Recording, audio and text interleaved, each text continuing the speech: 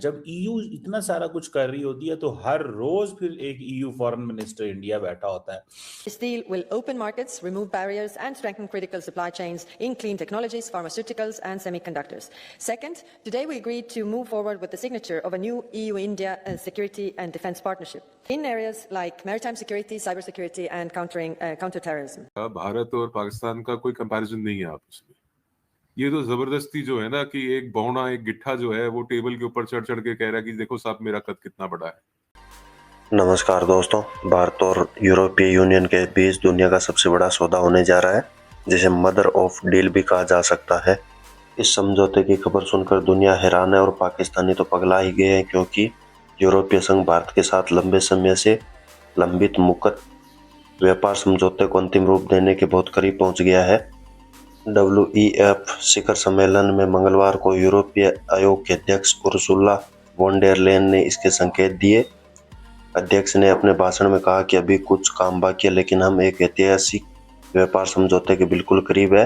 यह एक ऐसा समझौता है जो 2 अरब लोगों का बाजार बनाएगा.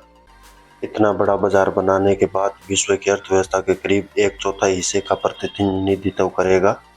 भारत को इस समझौते से ट्रम्प टैरिफ से भी थोड़ी बहुत राहत मिलेगी.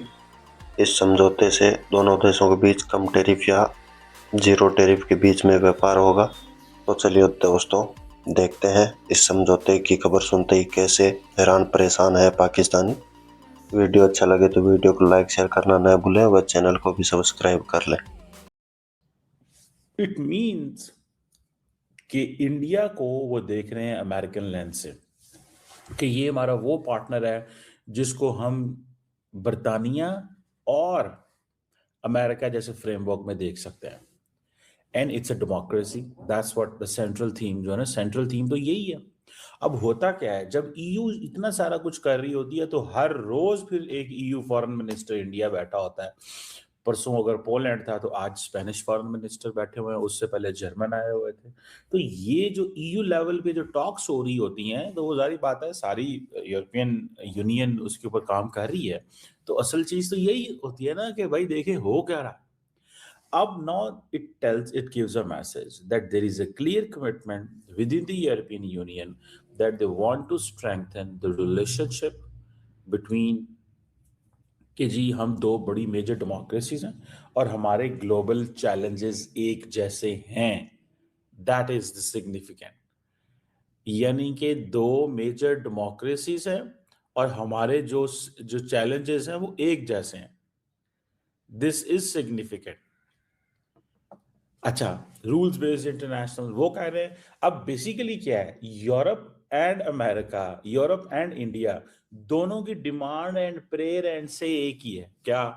कि दोनों को स्पेस मिले किसमें, इंटरनेशनल सिस्टम में. और वो चाहते हैं कि अमेरिकन पीछे हटे, चाइनीज भी पीछे हटे.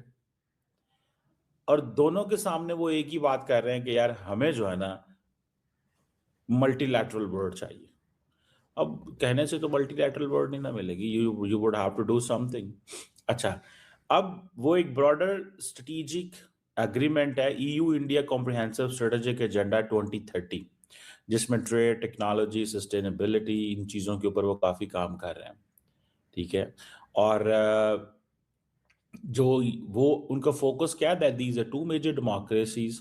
तो हमें जो है वो एम्बिशियस पार्टनरशिप बिल्ड करनी चाहिए. ये बेसिकली सारे रास्ते यूरोपियन यूनियन को अमेरिका ने दिखाए हैं. मेजर डेमोक्रेसी, बड़ी कंट्री, अफोर्डेबल मार्केट, इंडिया ये इंडिया वो. अब अमेरिकन ने तो पुल बांध दिए, अमेरिकन ने तो पुल बांध दिए ना उनके साथ. लेकिन बाद में क्या किया, बाद में उनका व्यू बदल गया. लेकिन वो यूरोपियंस तो खड़े हुए हैं वहीं के वहीं. वो कहते हैं नहीं, हम जिधर हैं हम उधर ही हैं, हम क्यों जो है ना बदले और ये करें और वो करें. भारत और पाकिस्तान का कोई कंपैरिजन नहीं है आपस में. ये तो जबरदस्ती जो है ना कि एक बौना एक गिट्ठा जो है वो टेबल के ऊपर चढ़ चढ़ के कह रहा है कि देखो साहब मेरा कद कितना बड़ा है. कद तो आपका कुछ भी नहीं है. दर हकीकत सच्चाई तो यही है. हाँ देखिए, कोई एक वक्त था जिस वक्त पाकिस्तान की इकोनॉमी अच्छा कर रही थी. एक वक्त था जिस वक्त पाकिस्तान को बेनिफिट था ओवर इंडिया. पर वो दैट बस हैज लॉन्ग गॉन. वो गाड़ी जो है स्टेशन बहुत पहले छोड़ गई. अब कहानी ये है कि चाहे इकोनॉमी की बात कर लीजिए, चाहे टेक्नोलॉजी की बात कर लीजिए, चाहे इंडस्ट्री की बात कर लीजिए, चाहे मिलिट्री पावर्स की बात कर लीजिए, चाहे साइंटिफिक रिसर्च की बात कर लीजिए, चाहे स्पेस एक्सप्लोरेशन की बात कर लीजिए, चाहे अंडर वाटर एक्सप्लोरेशन की बात कर लीजिए, आप कोई एक फील्ड पकड़ लीजिए। हाँ, आप गधे बेचने की बात करेंगे तो हम आपसे पीछे हैं साहब। अगर आप बेगैरती की बात करेंगे तो हम आपसे पीछे हैं साहब। और अगर आप बात करेंगे आतंकवाद की, टेररिज्म की और दहशतगर्दी को बढ़ावा देने की तो हम आपसे पीछे हैं साहब। और उन फील्ड्स में हम आपके साथ कभी कोई मुकाबला करना भी नहीं चाहते। और जहां तक जो एक रियल वर्ल्ड चैलेंजेस हैं, उनको भारत बहुत बाखूबी जो है हमारी जो करंट लीडरशिप है उसके अंडर निभा रहा है। और एक ग्लोबल प्लेटफॉर्म के ऊपर एक मुकाम हासिल कर लिया भारत ने, जो पाकिस्तान कभी हासिल कर नहीं सकता। और आपके जो डिक्टेटर हैं उनके शब्दों में अगर कहा जाए, उन्हीं के अगर लफ्जों में कहा जाए, तो पाकिस्तान एक कचड़े का ट्रक है और भारत एक चमचमाती मर्सिडीज है, फरारी है। तो जब आपका डिक्टेटर खुद इस बात को तस्लीम कर रहा है कि भारत एक चमकती गाड़ी है जिसकी रफ्तार बहुत तेज है और आप डंप ट्रक हो, हमारा रास्ता अलग है, आपका रास्ता अलग है भाई।